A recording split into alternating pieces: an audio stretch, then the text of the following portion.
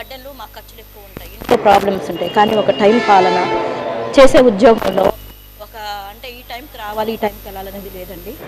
చంద్రబాబు నాయుడు గారు మాకు కొన్ని ఫ్యామిలీస్ ఉన్నాయి. అంటే ఏంటంటే మా ఫ్యామిలీకి మేము టైం ఇవ్వలేకపోతున్నాం. వాళ్ళు హాస్పిటల్లో ఉన్నా కూడా మేము వెళ్ళలేకపోతున్నాం. ఎందుకంటే మాకు ఇక్కడ టార్గెట్లు అవ్వకపోతే మాకు ఉండదు. మేము జీతాల మీద బతికే వాళ్ళం అండి. దయచేసి మా ఏఎన్ఎం గారు సుజాత గారండి, తనకి హార్ట్ ప్రాబ్లం ఉన్నప్పటికి కూడా తన ఇంటికి లోన్ తీసుకుందని, దానివల్ల తను ఉద్యోగం చెయ్యాలి, సెలవు పెట్టుకుంటే ఎట్లా అని మేము అడిగాం కూడా. సెలవు పెట్టుకుంటే అంటే వాటికి నెల నెల కట్టుకోవాలి. అంటే మా అంత పేద కుటుంబాల నుంచి వచ్చామండి ఏఎన్ఎంస్ని. నిజంగా చెప్పాలంటే మేము డిఎంహెచ్ఓ లెవెల్లో పనిచేయాలి, ఇక్కడ పనిచేయాలి. అంటే మా వర్కులు ఎలా ఉంటాయంటే ఎవరికి ఏం చెప్తున్నామో తెలియదు, ఏం చేస్తున్నామో తెలియదు. కాబట్టి దయచేసి ఒక మనిషి ఉద్యోగం చేస్తే హ్యాపీగా ఉండాలండి. 60-70 అంటున్నారు కానీ 40 ఏళ్ళకే చచ్చిపోతున్నారండి. ఆ కుటుంబాలకి న్యాయం చేయండి.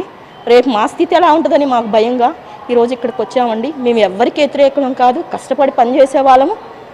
చెప్పే విధానంలో మీ కుటుంబం అని చెప్పుకోండి. మాకు ఒక కుటుంబాలు ఉంటాయి, మా పిల్లలు ఉంటారు, వాళ్ళకు కొంచెం టైం ఇవ్వలేకపోతున్నామండి. ఎందుకంటే నెల వస్తే మాకు జీతాలు రావాలి కదా.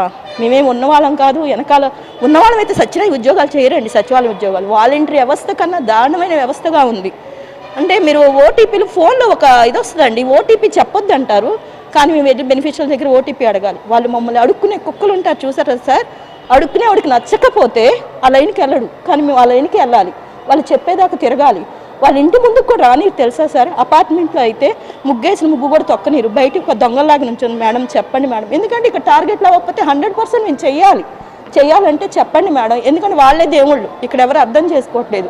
మాకు కావాల్సింది టార్గెట్, మాకు కావాల్సింది పని అని ఉంది సార్. దయచేసి మేమందరికీ విజ్ఞప్తి చేస్తున్నాం, పనిని సంతోషంగా చేయాలి, మా కుటుంబాలతో మేము గడపాలి సార్.